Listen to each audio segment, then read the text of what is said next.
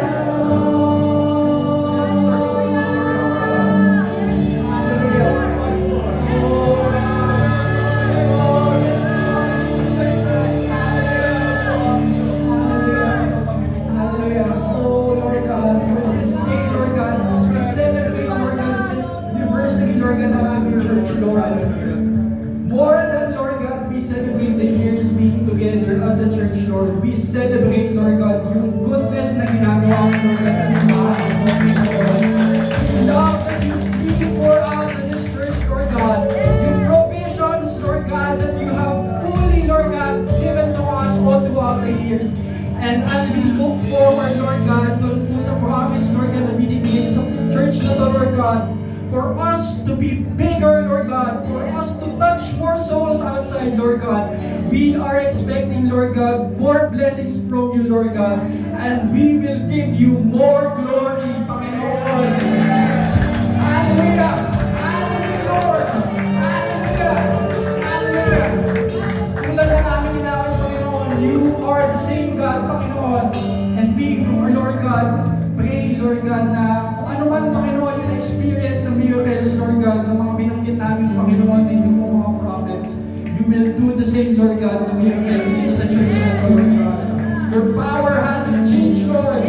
Your miracles hasn't changed, Lord God. And this church, Lord God, will continue to experience, Lord God, your goodness, your love, and your glory, Lord God, na nagagaling po sa inyo, Panginoon. We praise you, Lord God, to you alone be the glory. In Jesus' name we pray. Amen and amen.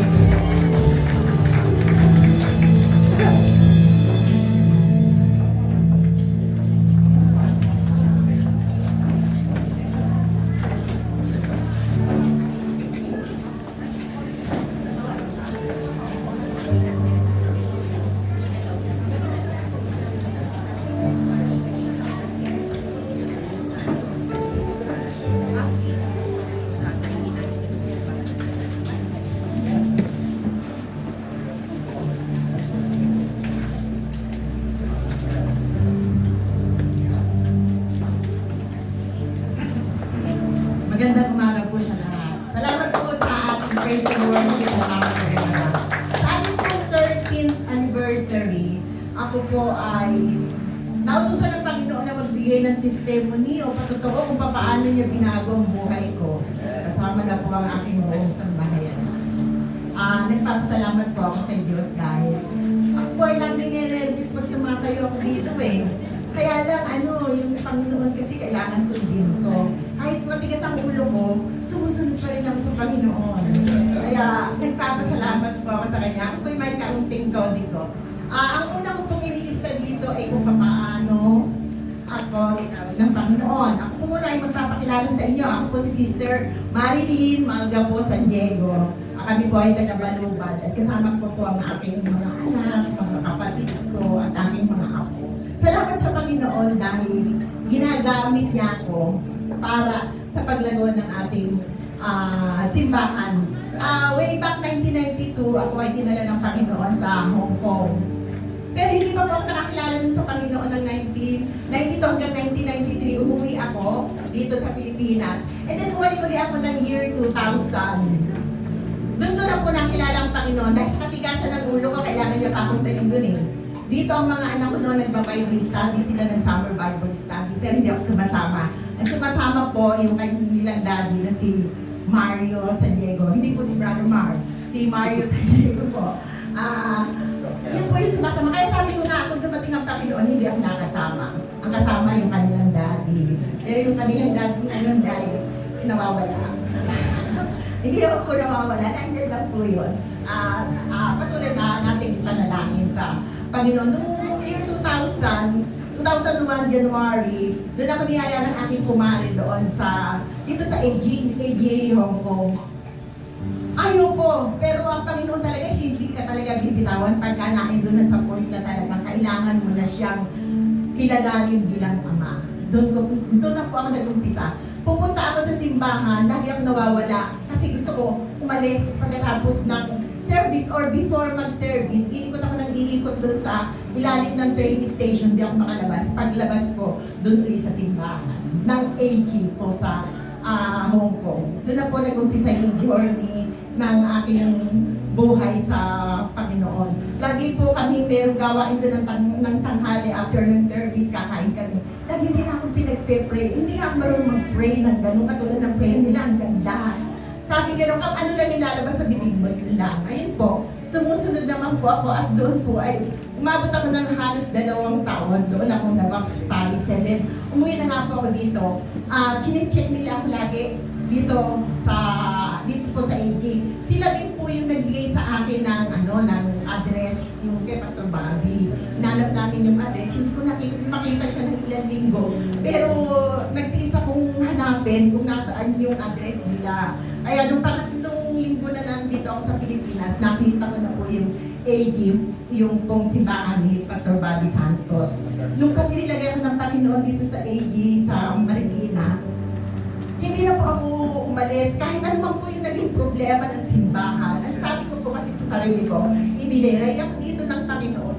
Dito ako hanggang huling sandali ng buhay ko. Dapat kasi ganun tayo. Hindi tayo pwedeng nag-iiba-iba ng pupuntahan na simbahan kung saan tayo nilagay ng Panginoon.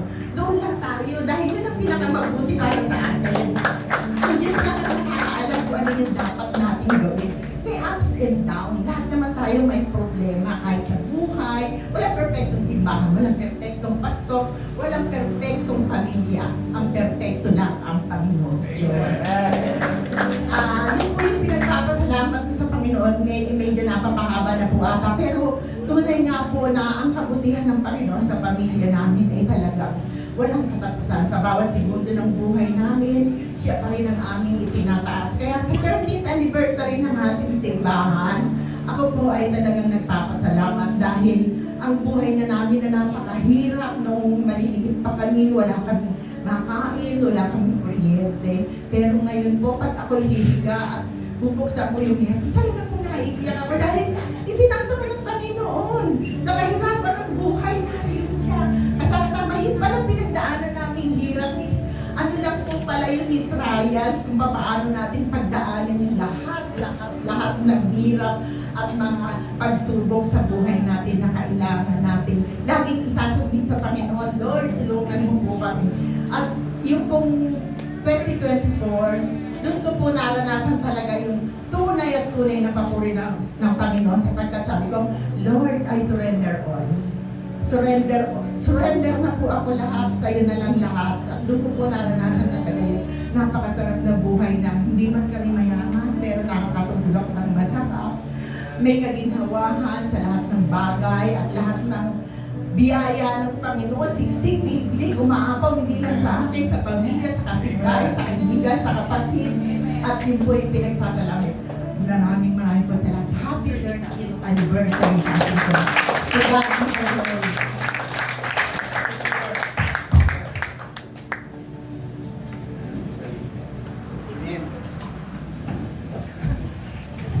Ngayon tumatayo po si Sister Marley na papatotoo talaga po nakaka-bless. Nakaka-bless na gusto. At kanina nga nung pinakikinggan ko yung testimony, sabi ko sana itong anniversary ito, hindi na ninyo pinag-preach. Nag-testify na lang kayo na nag-testify at mayroong kabutihan na mga gustong mag-testify sa atin. Kanina po, tinitignan po namin ni Brother Mario yung mga pictures. Ewan ko pa kung nakita niyo na po yung mga pictures doon. Meron po lang ako nakita ko si Baba doon sa kanyang batang-bata pa. Nakita ko si Gwine na talagang baby pa. At pati si Shia, nakita ko rin ang liliit pa.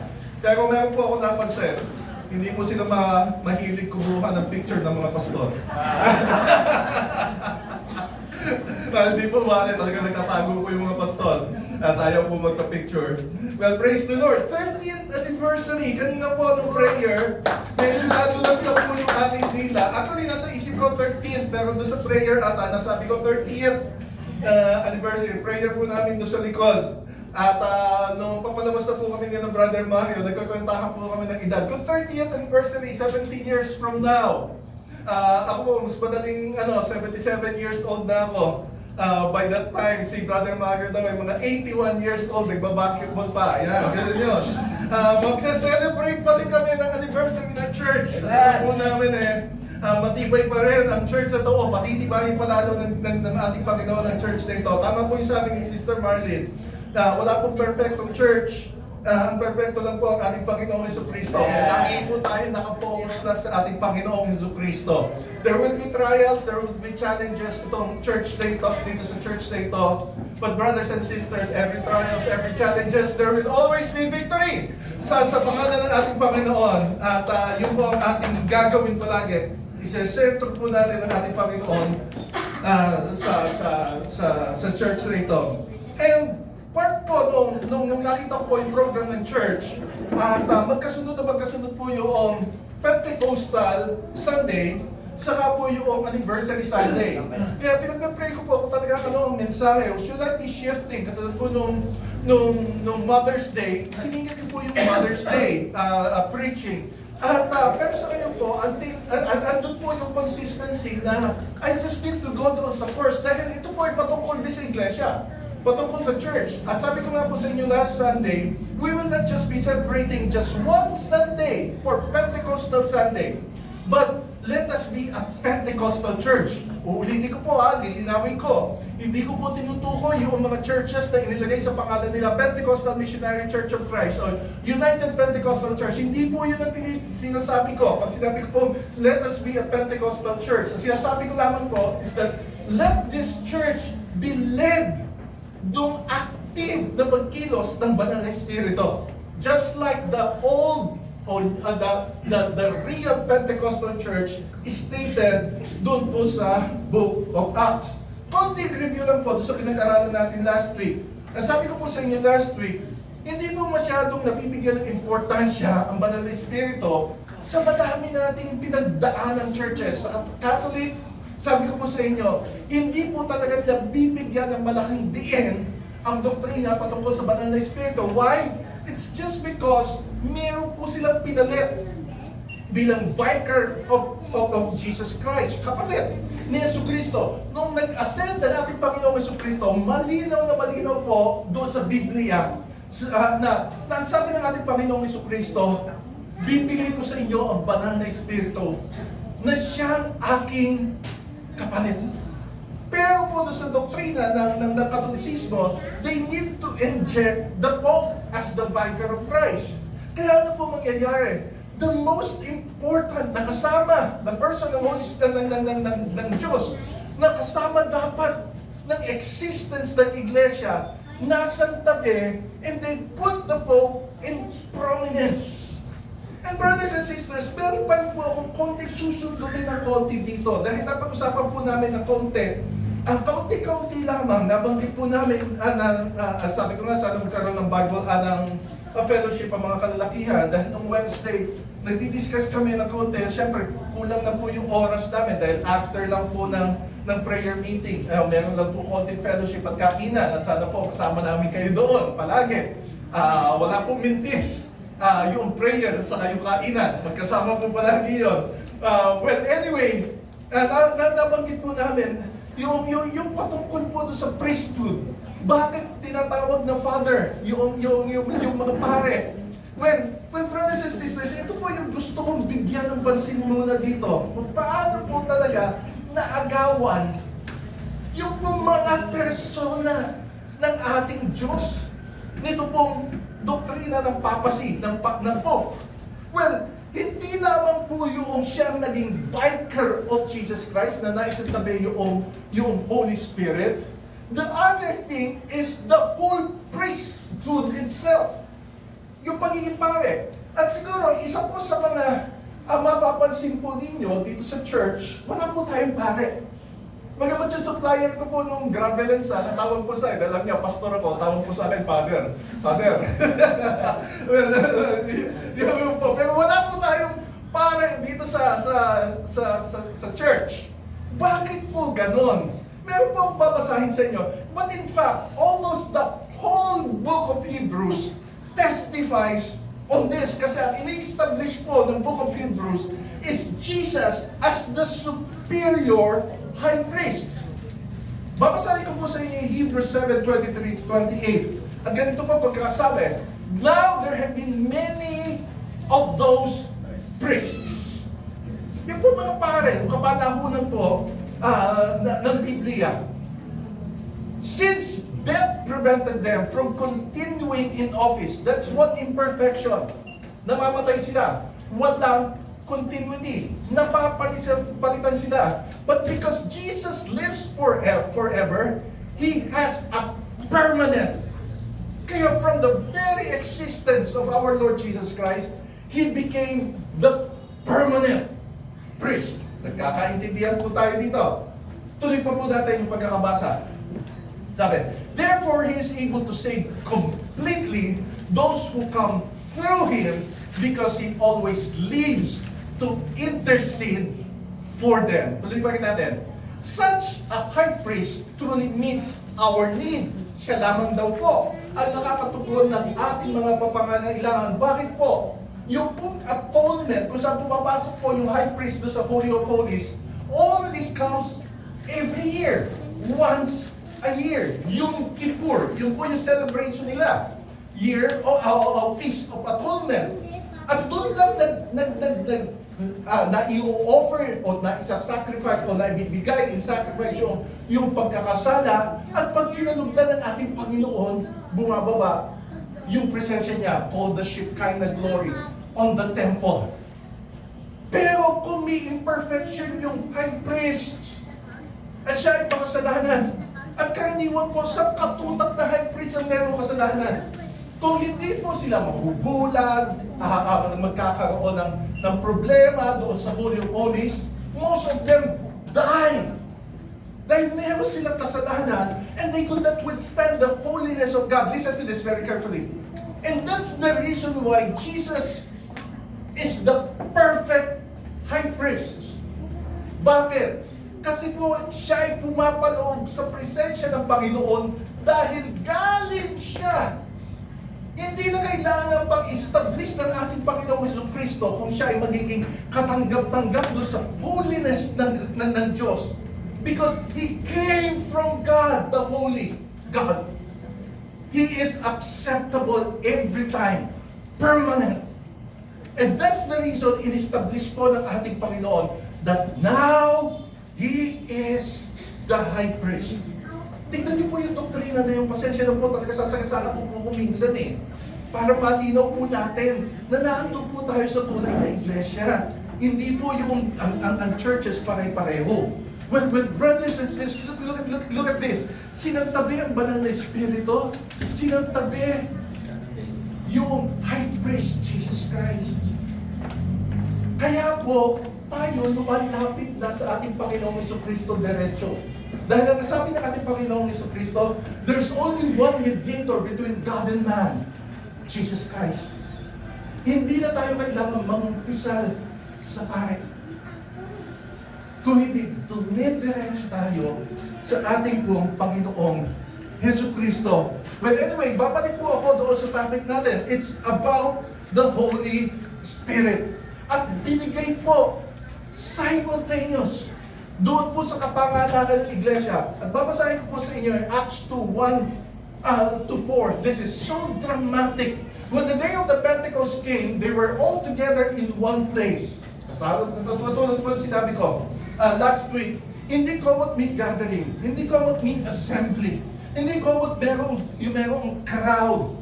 At lahat sila nag-aawit sa Panginoon, lahat sila nagbabasa ng Biblia, nananalangin, mabuti pong lahat yung mga bagay na yon.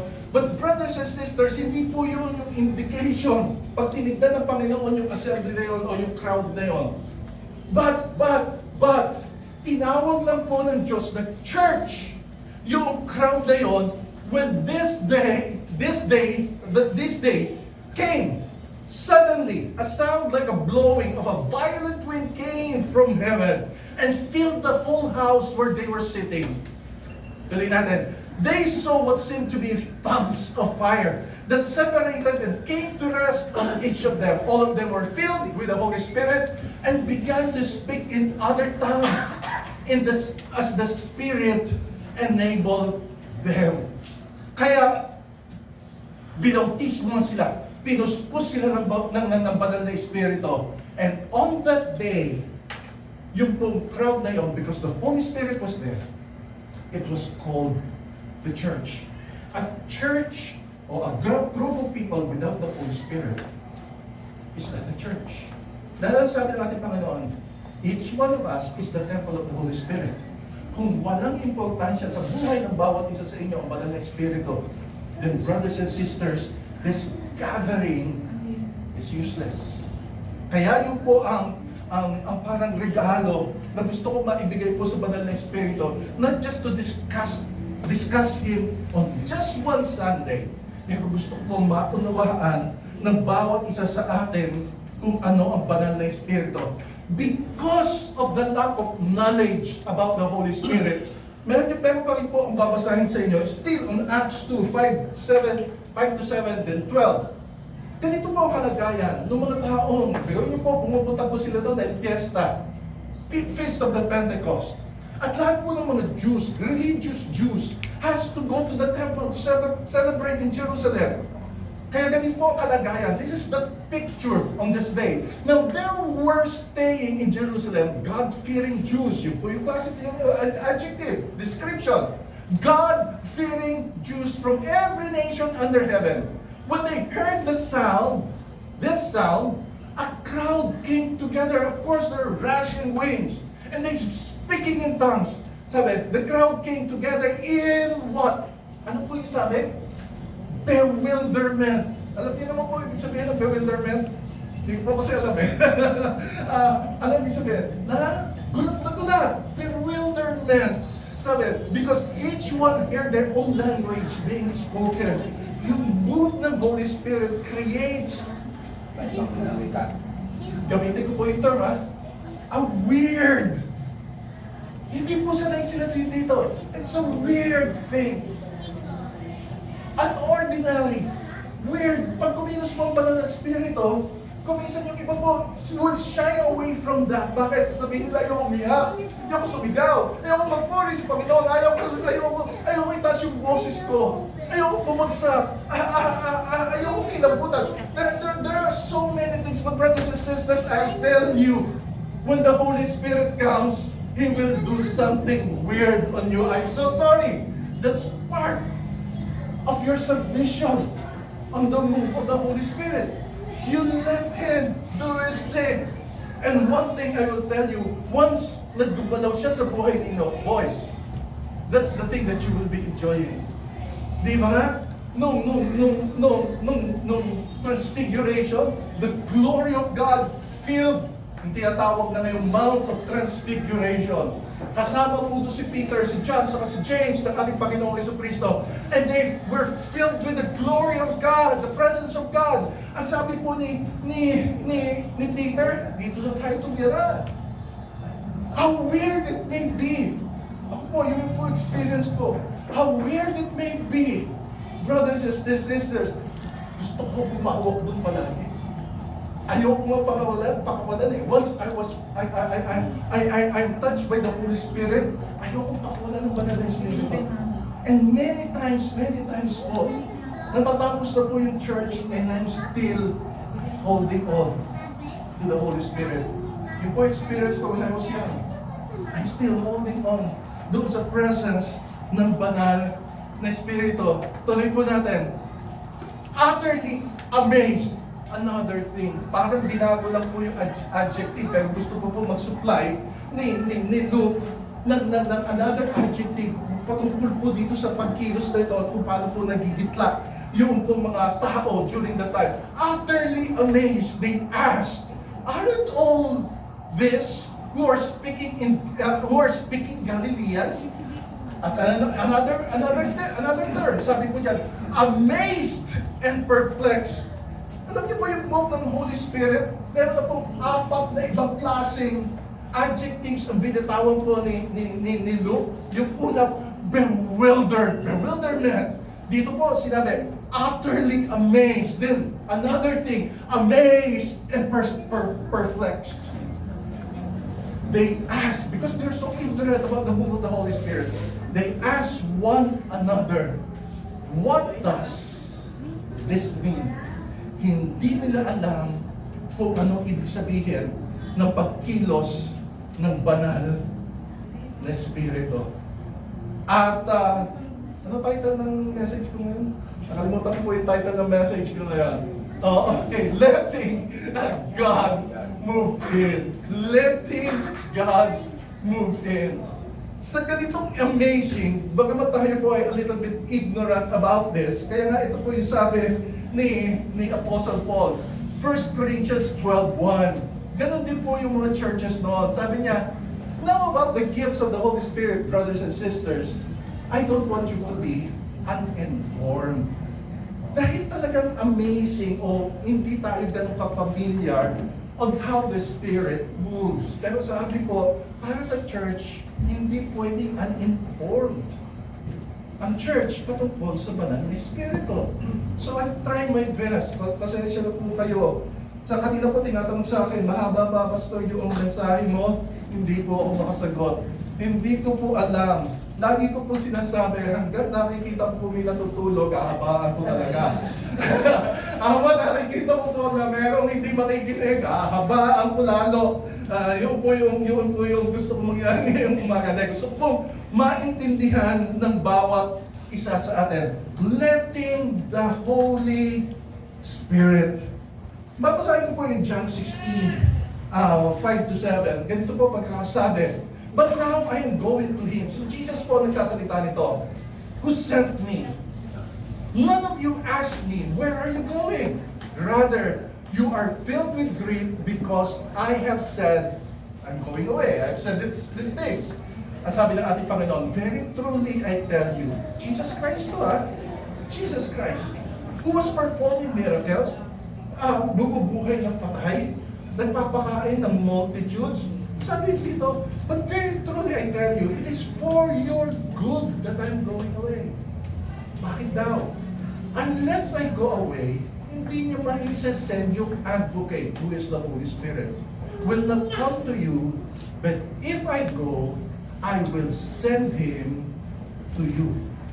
Babalikan po ng konti dahil hindi talaga maintindihan ng mga apostol during that time. That was chapter 16, babalik tayo sa verse 15. And verse 15 says, when the advocate, na naman po yung word ng ating Panginoon, when the Holy Spirit, when the advocate comes, whom I will send to you from the Father, who is the Spirit of truth, who goes out from the Father, sabi, He will testify about me. Yun po yung gagawin daw ng banal na Espiritu. He will testify about me. Maalala niyo po siguro si Nicodemus. Si Nicodemus po, at the middle of the night, pumunta po sa ating Panginoong Jesucristo. He is a member of the elite 12 Pharisees. Magagaling po sila sa salita ng Panginoon, sa Torah, during that time, sa Old Testament, during that time. Pero meron po siyang hindi maintindihan. Yung vacuum. Because yung po lahat ng logic, lahat po ng letra, marahil, ng Biblia, they are authorities dito. Si Nicodemus po ay authority dito. But there's something in his soul, in his spirit, na hindi niya maintindihan. So he approached Jesus. At sinabi niya kay Jesus, Jesus, how can I be born again?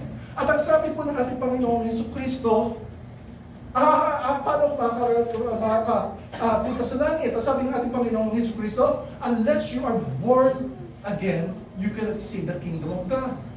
Ang sabi po ni Nicodemus, sabi, babalik ba ako sa tiyan ng ating nanay? Ang sabi ng ating Panginoon, tingnan mo na, you're the teacher of the law. Bakit hindi mo maintindihan itong mga bagay na ito?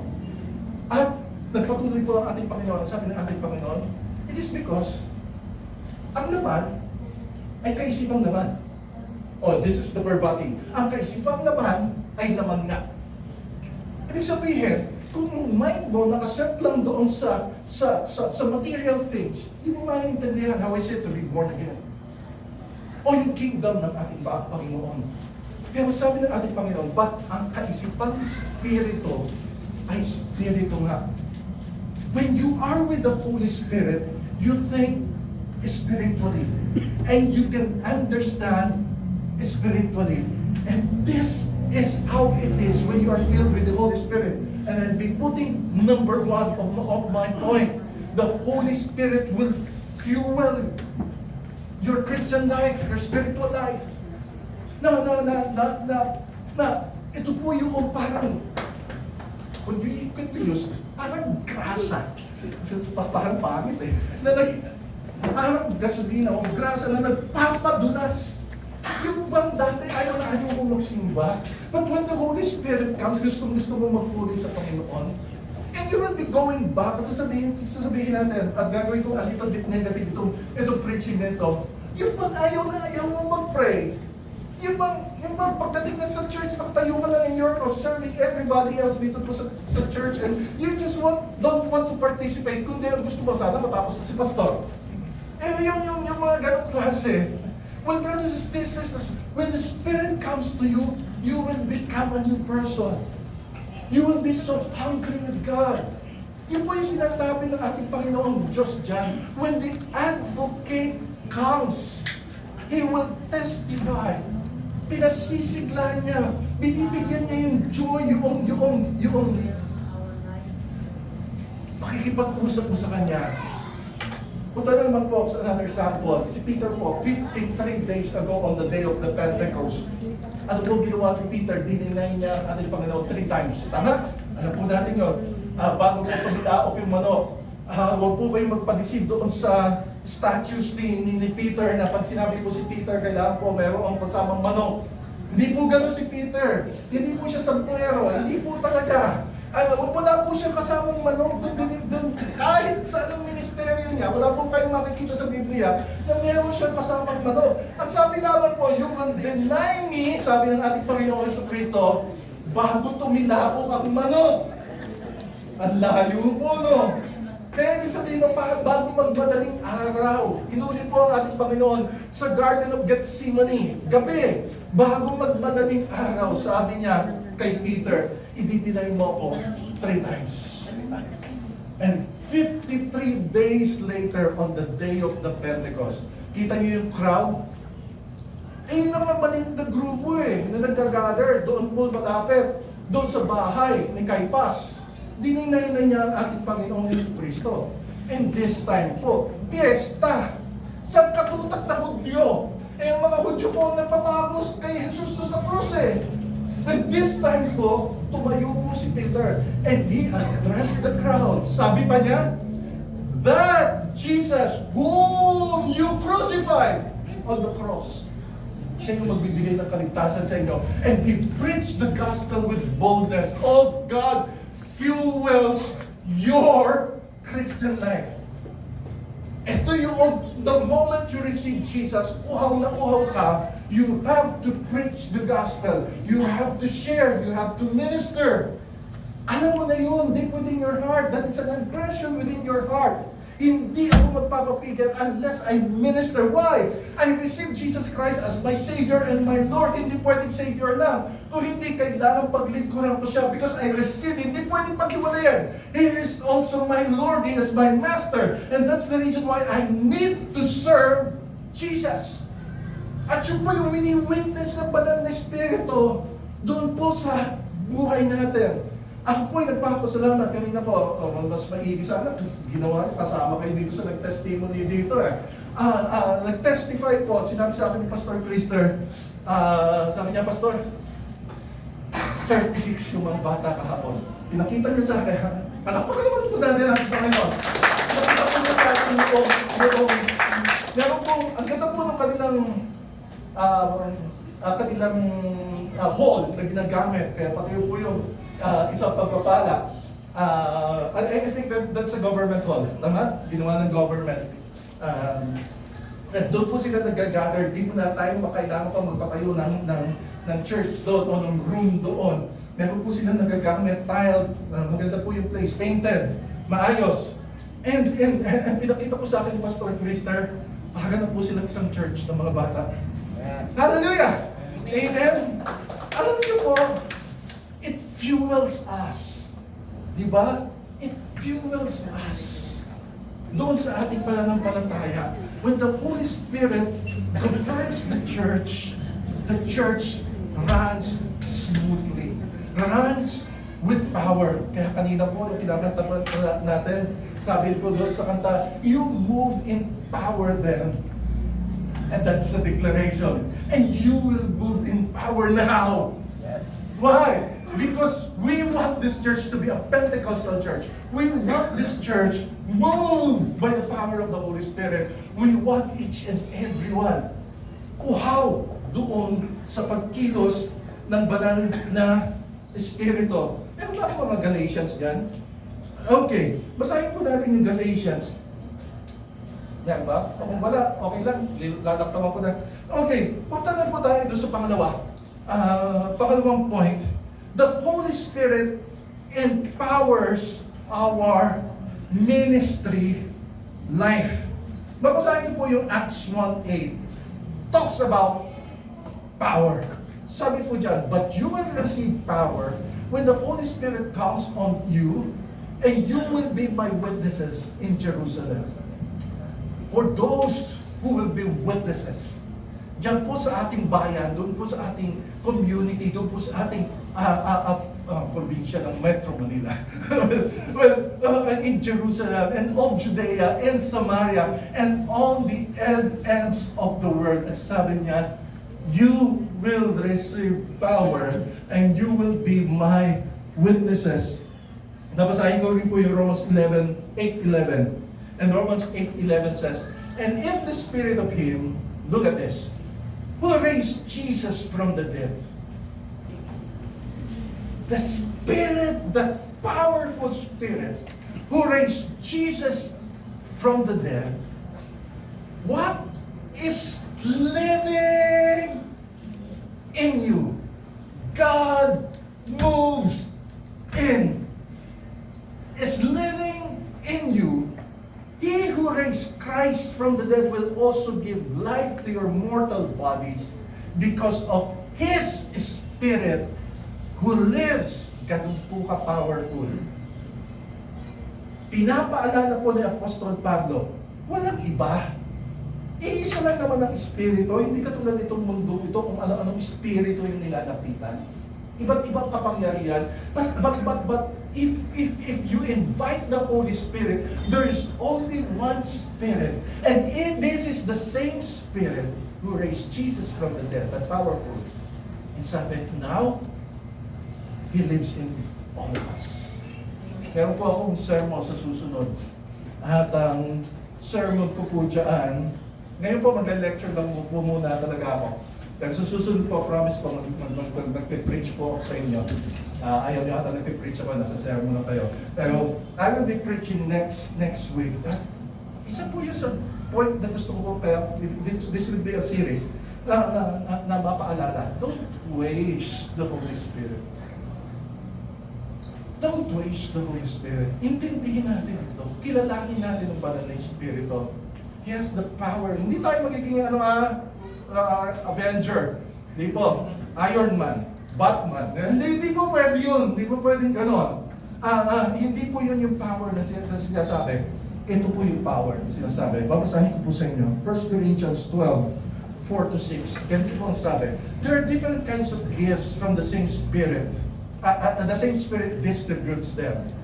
Ayoko po yung practices na it was so dramatic, nagkaroon po ng very emotional interpretation ng ibang mga churches. But tignan niyo lang po, sandali, simple naman po ito. There are different kinds of service, but the same Lord. There are different kinds of working, but in all of them and in everyone, it is the same God. It is God. Huwag po kayong mag-alala. It is God at work. Ano daw po yun? Tuloy natin. Verse 7. 1 Corinthians 12, sabi, now to each one, the manifestation of the Spirit is given for the common good. To one, there is given through the Spirit a message of wisdom. Nothing weird. Ginagawa lang po weird ng madaming church. Another, the message of knowledge. By means of the same Spirit, tuloy po natin. By another faith, by the same Spirit. To another gifts of healing, by the same Spirit. To another miraculous powers, to another prophecy, to another distinguishing between spirits, to another speaking in different tongues, and still another the interpretation of tongues. All these are the works of one and the same Spirit, and He contributes them to each one just as He determines. 27. Now, sabi niya, you are the body of Christ. In-enumerate po yung gifts of the Holy Spirit. In fact, there are so many things pa. Pati po nga yung gift of being a pastor, a prophet, a teacher, an administration, worker of miracles, health, etc. In-enumerate din po yun. At ito po ang sabi, kaya tumaling na lang po ako dito sa 27. Now you are the body of Christ. Ang sabi po dyan, and each one of you is a part of it. Hindi lamang po may isang pastor ang church. Nagkakaintindihan po tayo. Ang brothers and sisters, sabi po dyan, meron akong binigay to edify, to strengthen the church, or maging effective. Maging powerful doon sa pag-share ng gospel. Yun po yun. Hindi po ito self-satisfaction ang banal na Espiritu. Kaya po, binibigyan ko po ng pansin. The Holy Spirit works in you. Binabago ka. But the Holy Spirit also works through you. Yan po yung gifts. Because God wants you to minister. Then that's the reason why the Holy Spirit has to work through you. Through each and every one of us.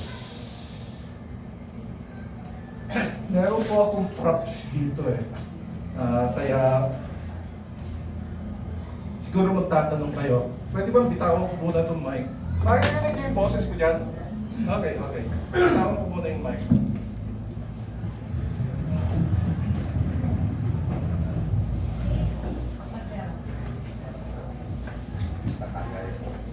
Siguro po magtatanong ko kayo, how will I receive the Holy Spirit? Hindi po ito high school project.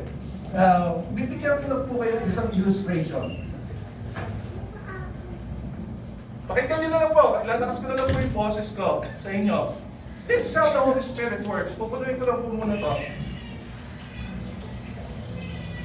Napupuno ba yan? Pag hindi, pakukuhanin ko po si Tess ng...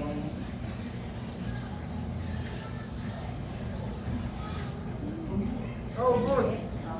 Good. Okay. Lagay po natin. Ayan po ang ministeryo. Ayan po ang church. And the church is filled with the Holy Spirit. Hindi ko po magamit yung oil. Masyado po mahal ang olive oil. Water na lang po tayo. But it signifies the Holy Spirit. Ito po tayo. Wala po tayo sa church. Imagine po natin, empty po yan. Wala pong banal na Espiritu. Do you think this individual will be attracted to the church? Hindi po. Lahat lang po nang makikita niya dito, wala yung banal na Espiritu. Kung hindi, yung pagkatao ng bawat isa sa atin. Hindi tiyakin ko po, kung wala ang banal na Espiritu, yung pagkatao po natin, katitisura. Tama po ba? So, he will never be attracted. The unbeliever will never be attracted without the Holy Spirit. Now, here we are. Kunyari po, ito yung tao. Nakita niya, puspos ng banal na Espiritu. At ang sabi ng Biblia, by their fruits, ye shall know them. And you will be attracted to that. Sabi niya, gusto ko rin yun. Gusto ko rin makilala kung ano yung tinatanggap nila. And oftentimes yun ang kalagayan. The reason why madami po ang naliligtas. So sabi niya, I will attend the church. But he positioned himself a different way. Sabi niya, I will observe. Pumulog po siya doon sa church. Kung minsan po naandun siya sa likod. But the Holy Spirit cannot enter him. Why? Because he is positioned wrongly. Ano po yung position niya? Hindi pa niya tinatanggap ang ating Panginoong Jesucristo. Puno pa siya ng kasalanan. And that's the reason why the Holy Spirit can enter his life. Sabi po natin kanina, di ba? Flesh and the Spirit has conflict with each other. Hindi niya pwedeng pasukin ang buhay mo hanggat naandun ang flesh. Kaya, he submit himself sa ating Panginoong Jesucristo. He received Jesus Christ as Savior. He repented of his sin. He received salvation from our God. At gusto niyang maglingkod sa Panginoon. Nung ayaw niya maglingkod sa Panginoon, he could feel the Holy Spirit around him. Pag nagkapuspusan ng church, nararamdaman niya ang banal na Espiritu, nararamdaman. Hindi siya napupuspos, nararamdaman. Iba po yung nararamdaman kaysa doon sa napupuspos. The Holy Spirit is around him and he could feel, tumataas marahil ang balahibo niya. naiiyak siya marahil, he could feel the Holy Spirit. Pero, he is not filled with the Holy Spirit. Pero, once he positioned himself, at sabi niya, Panginoon, I will surrender everything to you. Patawarin mo ako sa aking pagkakasala. I will give you my life. I will be in reckless abandon. I will surrender everything sa iyo. Then, I would like to minister and serve you. And he positioned himself right before God. And he is soaked by the Holy Spirit. Now, he is filled with the Holy Spirit. Paano tayo napupuspos ng banal na Espiritu? When we surrender everything. When we let go of doon sa mga ayaw natin bitawan sa buhay natin. Now, God is in total control at nakita niya, this person is ready to serve me. This person wants the Holy Spirit. So hungry with the Holy Spirit. Because he is so positioned properly, he was filled with the Holy Spirit. There's another illustration na gusto ko pong pakita po sa inyo. Babalik ko po ito. Pasensya na, pag may nabasa dito, ingat na lang po yung aakyat, baka kayo madulas. Okay. Here you are, once more. Sabi natin, Lord, I want the Holy Spirit. Sabi ng Panginoon, handa ka ba sumurrender sa akin? Sabi mo, Panginoon, I let go. I surrender myself. Handa ka ba paglifaran ako? Then you said, Lord, I will be giving you my life. I will serve you. Gusto mo ba na empower ko yung paglilingkod? Lord, I will invite the Holy Spirit in my life. Any opportunity when it comes to worship, Panginoon, I invite you to fill me, and the Holy Spirit will fill me. One Sunday morning, is it filled? No. But I have experienced, slowly natututunan ko ng makilala ang banal na Espiritu. And I want to welcome Him more. And that's the reason why mahilig ko po doon sa ibang mga miyembro ng church o yung mga taong pupunta po doon sa altar. Nahilig ko po sila, more of you, Lord. More of you. More of you, Holy Spirit. I think I could not, I don't really have the power. Then the Holy Spirit moves. Is it full? Barely. Di ba? Barely. I'm so satisfied with the Holy Spirit. Yung iba po will settle to this. It is a good experience. Okay na ako dyan. Naisip ko ng banal na Espiritu. Speaking in tongues na ako. Kinulabutan na ako. Umiyak na ako. I felt the power of the Holy Spirit. But is it filled? Not yet. Bakit? Ang purpose po ng empowerment of the Holy Spirit is that you have to minister powerfully and with joy. Fueled by the Holy Spirit. And brothers and sisters, natutunan mo yun. You want the authentic infilling of the Holy Spirit. And brothers and sisters, is this filled? Is this filled? Yes, it is filled. You are now filled with the Holy Spirit. And brothers and sisters, I will reverse the situation. Dati po, ikaw ang na-impluwensyahan ng church na puspos ng banal na Espiritu. But brothers and sisters, listen to this very carefully. And sometimes po, humahayo kayo. And you will be going with it, you are ministering to the children. These children were innocent. Or maybe pupunta po tayo doon sa mga household, nagba-Bible study tayo. The household are so ignorant about God, the Word of God, and the move of the Holy Spirit. And brothers and sisters, in that realm, ikaw yung puspos. How if, kung wala sa iyo banal na Espiritu? Magkakwentuhan lang po kayo. Diba? Baka later magkaasaran kayo, magkasawaan kayo, babay na lang. Tapos ang Bible study. Tama po, brothers and and sisters, sabi ng Banal na Espiritu, I can fill you up. I already feel. Ang sabi ni David, sabi niya, God, anoint me with oil so that my cup runs over. Sabi ni David, fill me up. I'm hungry with you. I always want the Holy Spirit walking in me, walking in my ministry, and the Spirit fills him up. And he affects his community. And he affects the crowd. And he ministers powerfully.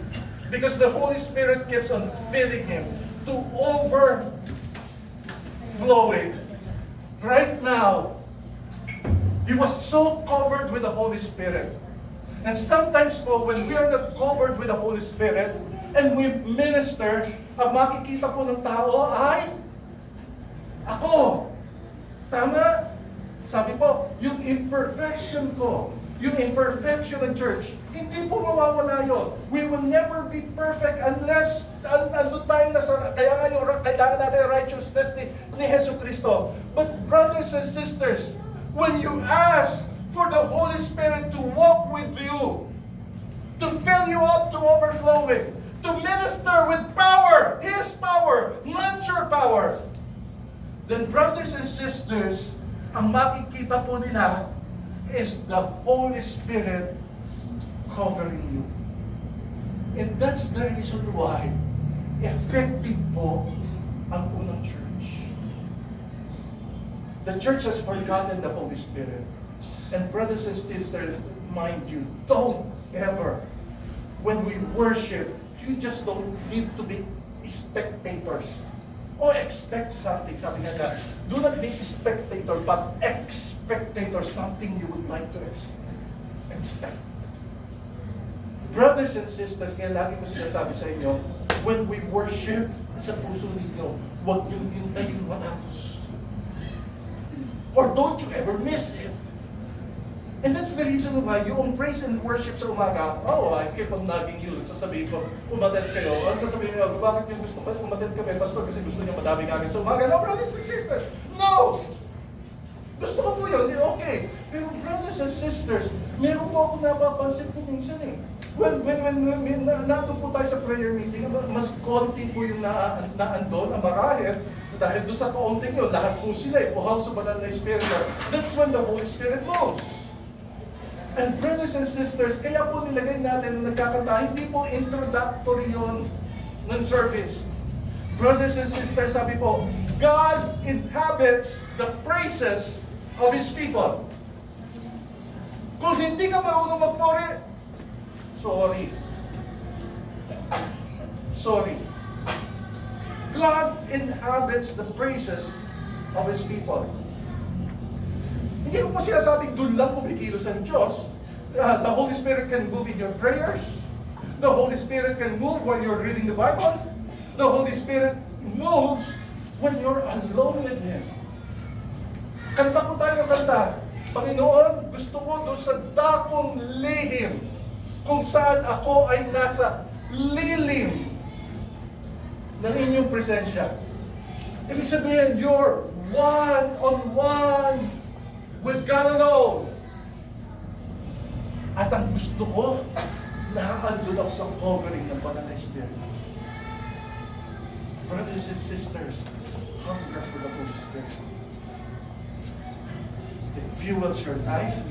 It empowers your ministry. Okay po yung una, but we wish the last illustration will be us. We don't care about the environment.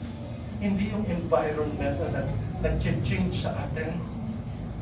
But tayo yung nag-cause ng change sa environment. Shall we pray? Empower this church, O Lord. As the title says, letting God move in. We surrender ourselves, O Lord. God, right now, we are letting you to to move in our lives. This is our prayer. In Jesus' mighty name. Amen. Amen.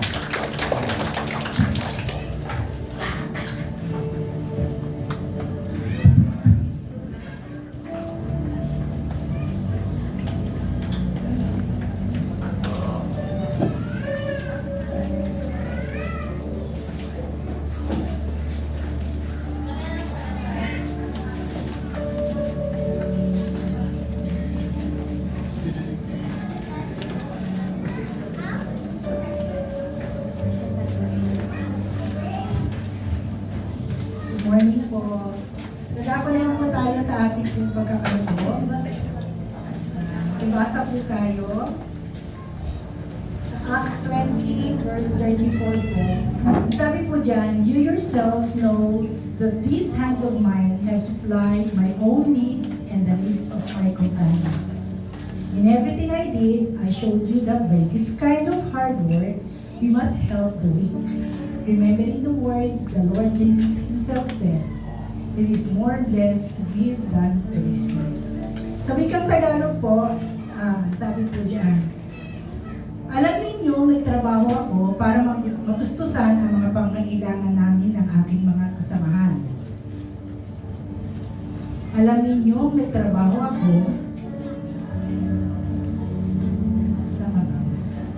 Ginawa ko ito upang maipakita sa inyo na sa ganitong pagsusumikap ay matutulungan natin ang mga dukha.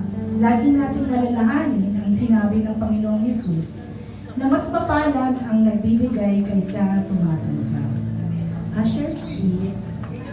Sa binasa po natin na isinulat po ni Pablo, pinapaalalahanan po tayo na binigyan po siya ng kakayahang magtrabaho upang matustusan ang mga pangailangan nila at ng kanyang mga kasamahan. At sa ganung paraan, makikita na ang kanyang pagsusumikap ay matutulungan din ang mga mahihina o ang mga nangangailangan. Ang sabi nga po ng Panginoon, mapalad ang mga nagbibigay kaysa sa mga tumatanggap. Ito po ay nagpapaliwanag sa atin bilang mananampalataya na ang pagbibigay ng ating ikapo ay hindi lamang po sa pamamagitan ng pera. Subalit meron po talagang pangailangan sa pananalapi ang simbahan. Ngunit isipin din po natin na sa katotohanan, ang mas mahalaga ay ang pagkakaroon ng mapagbigay at maunawain na puso, generous and compassionate heart, na tumutulong sa mga gawain ng Diyos at sa mga taong nangangailangan. Nararapat lang po na sa ating pagbibigay ng ating ikapo, ito po ay kusang loob galing sa ating puso, handang maglingkod sa iba. At bilang mananampalataya, tayo ay tinawag na maglingkod ng tapat, mapagbigay, at masaya para sa mga taong ating natutulungan. Tayo po ay manalangin.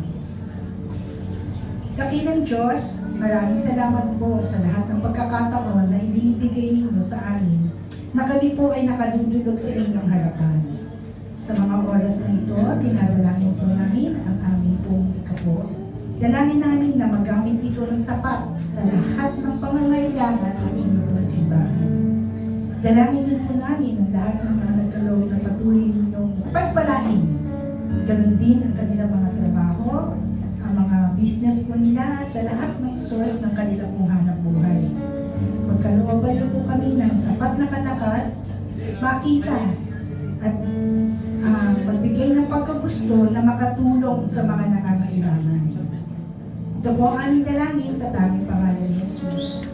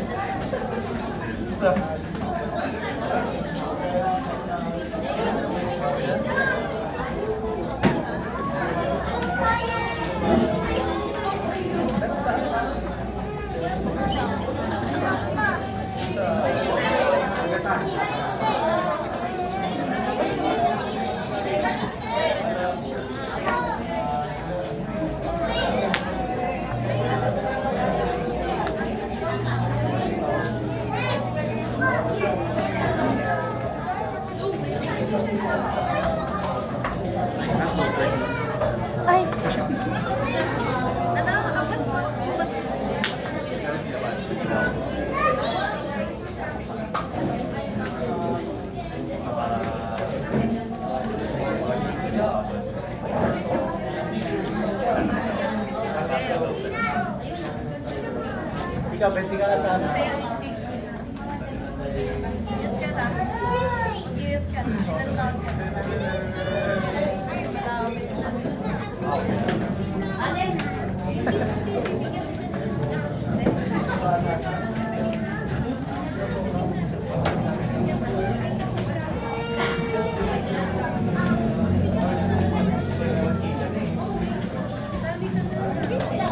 Sasali ka ba doon? Alam niyo ba gagawin?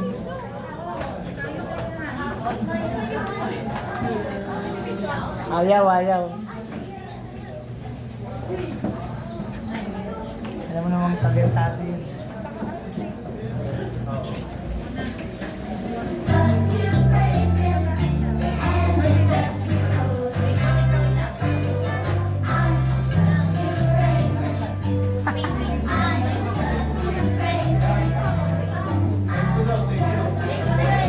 Kaya mo yung isa yung maliit na sa'yo na sa'yo. Teo, ikaw? Hindi kasama si Teo? Bakit naman?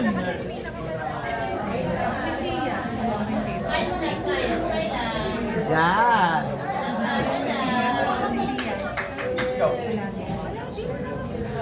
Smile. Latang stick. Ayan, nasa gitna mo yung smile.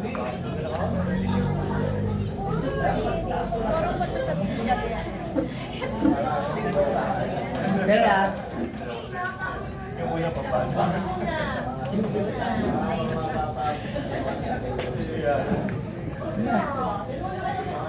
okay lang dyan, wala namang nakakala. Hindi naman nasa taas naman. Hindi naman tayo nakakala. Ang ganda ng shoes.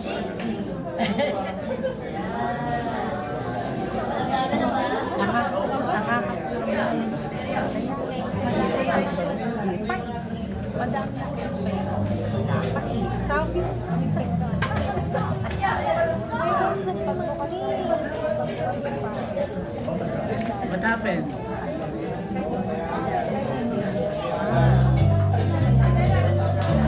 Paano mo? Totopakin niya.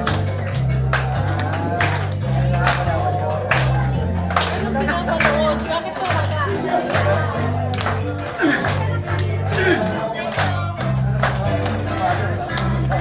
Walang gagayahin eh. Bakit po wala? Wala yung ginagaya. O, diba? Di may statue tayo sa gitna?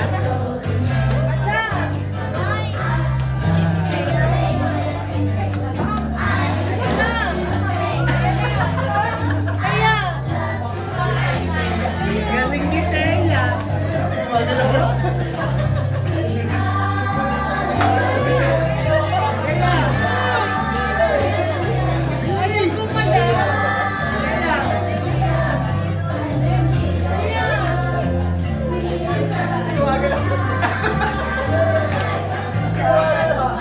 Parang santo lang siya doon.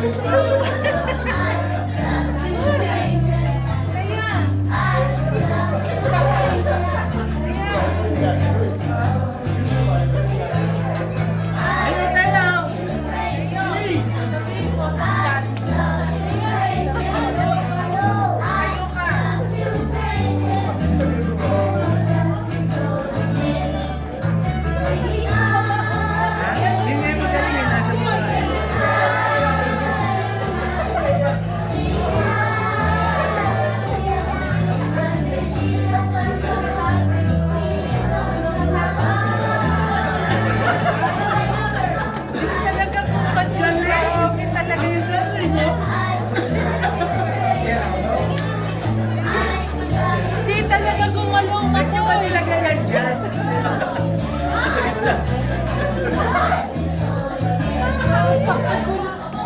Ibahin niyo yung music! Ibahin niyo yung music! Aling! Aling! Aling na! Iba!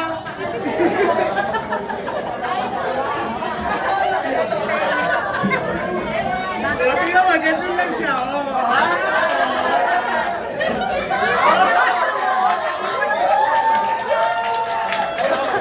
Kunin mo na, kunin mo na. Let's go.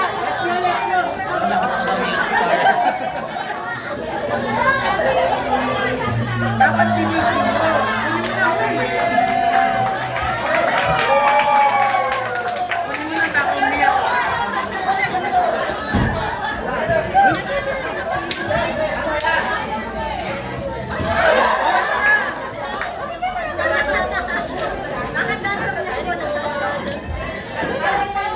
Let's go na.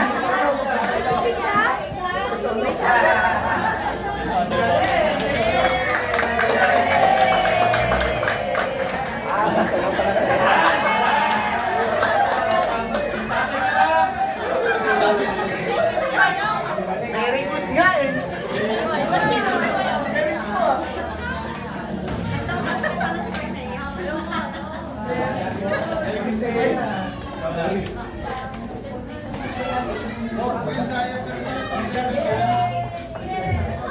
Wag ka, ako special number. So, good morning po sa bawat isa. Nandito po ako, inaanyayahan ko po yung mga youth dahil magkakaroon na po kami ng fellowship.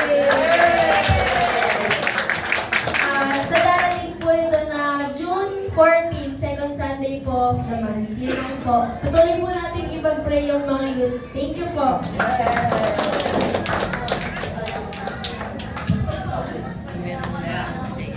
Appreciate lang po natin si for our regular announcement po, prayer meeting po natin 7 p.m. every Wednesday. Ang ating po Sunday worship service ay 9 a.m. 7:30 po kasi kami. 9 a.m. Every Sunday of course. And then meron din po tayong outreach kung sino inaanyahan po natin ang lahat. 4 p.m. po yan every Saturday po. Yan. Meron din lang po tayong pagsasalo, hindi po tayo aalis no after ng ating Sunday worship service, meron lang tayong pagsasaluhan. At let's take advantage po itong time na to para po makipag-fellowship po dun sa bawat isa. After our fellowship, hinihin ko lang po yung ating ministry heads, si Werner, si Tita sa kids, tsaka pati si Pastor Bobby. Meron lang po tayong short meeting after this.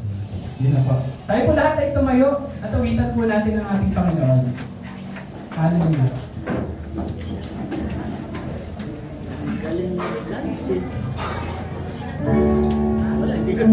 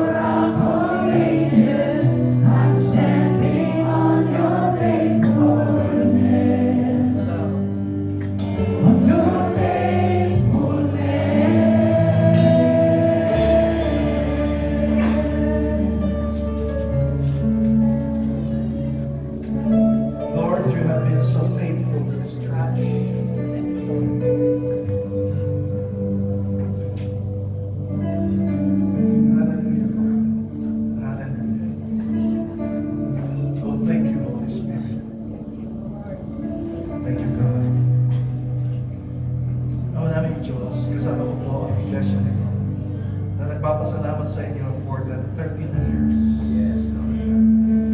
of your faithfulness to us. Oh, here you are. Hallelujah. Hallelujah, Lord. Hallelujah, Jesus. And with your presence, oh Lord, right now, binibigyan mo po kami ng assurance that you will be with us still on the coming years.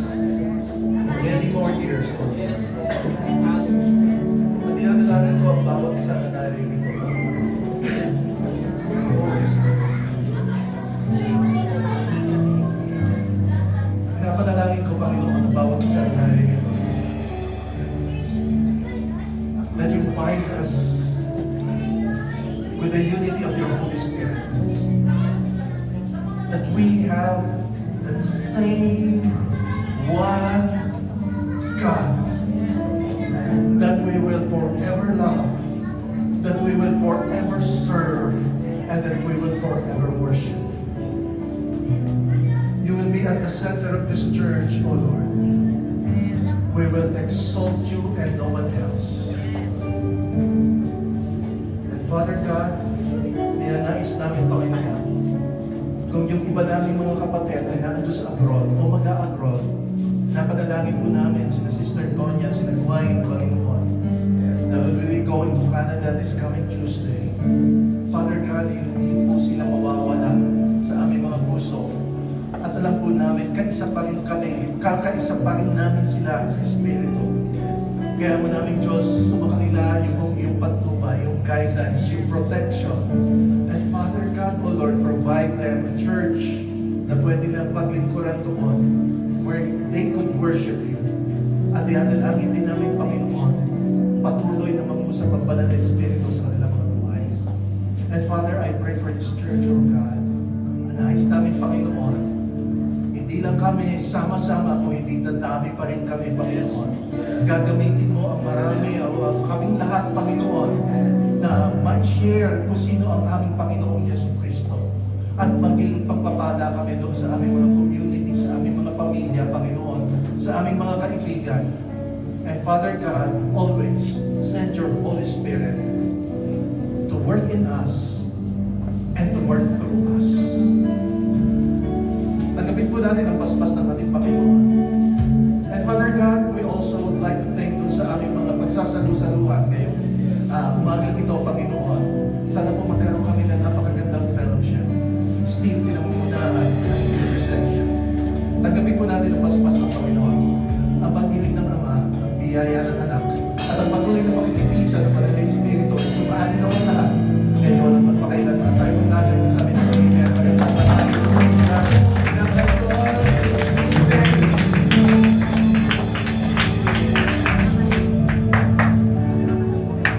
Ayan. Pwede po ma-request lahat ng kabataan. Punta po kayo doon sa likod. Kailangan lang po namin ng youth na mag-a-assist sa pag-abot ng pagkain. Then the rest po, ganito po, para po makapag-fellowship ang bawat department, magkakasama na po ang bawat department. Pwede po namin hilingin yung kalalakihan dito sa first 3 rows. Tapos yung youth and YA sa likod. Lahat ng kababaihan dito po sa kabilang side. Ilan po kayo yung 4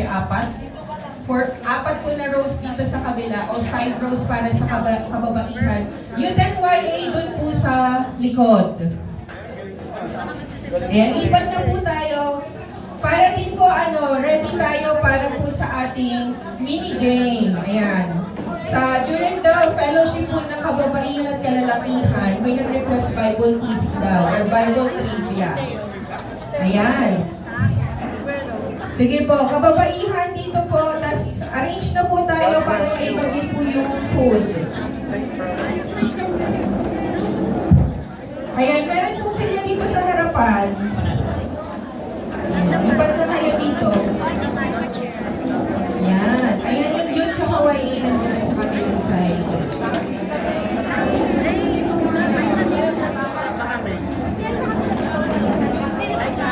Ayan, pwede na po kayong mag-settle para po maabutan kayo ng pagkain.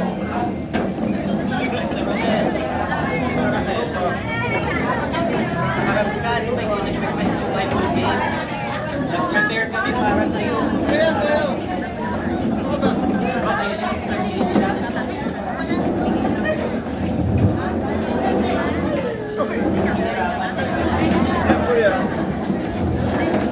Para po lumuwag, kung gusto nyo yung mga wala pong nakaupo or bakanting silya, pwede nyo na pong itabi para magkaroon po kayo ng space.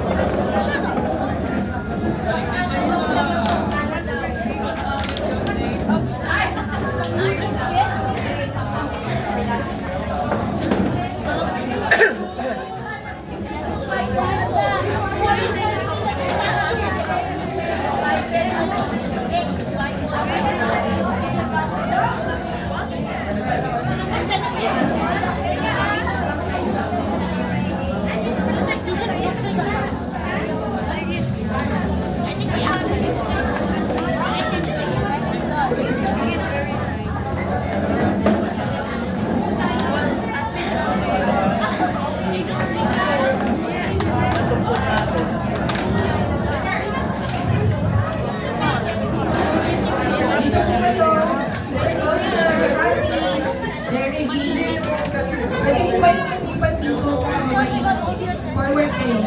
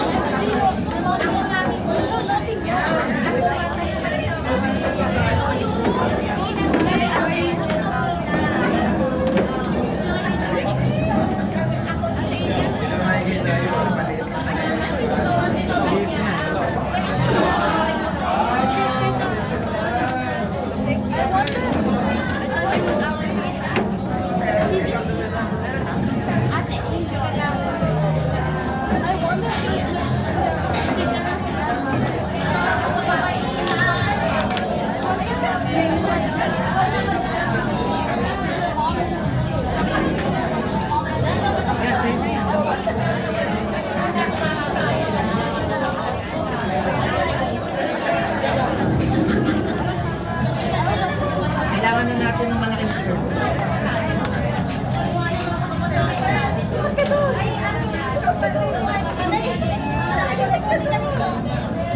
Do you want to join them? Sige na, pwede na kayo mag-join sa kanila. Tara na. Oo, pwede na. Church kayo.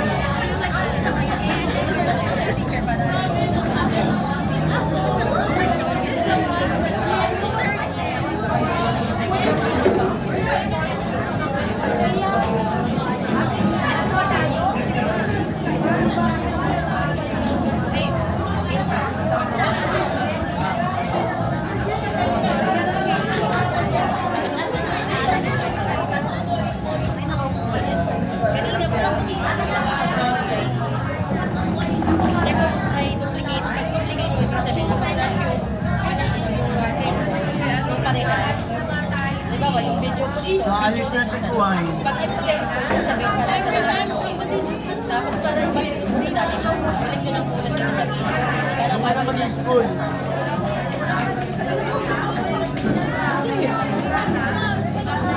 Pero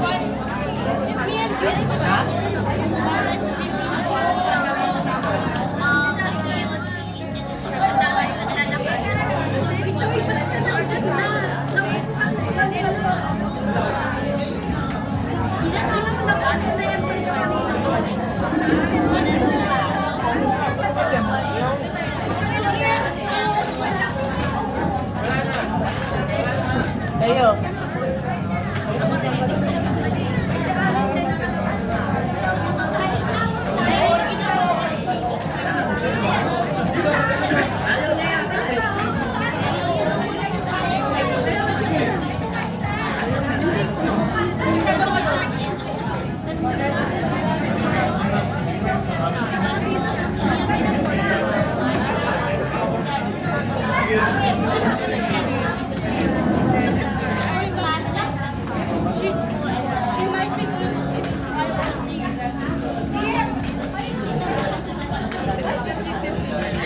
Hanggang sa pagkain.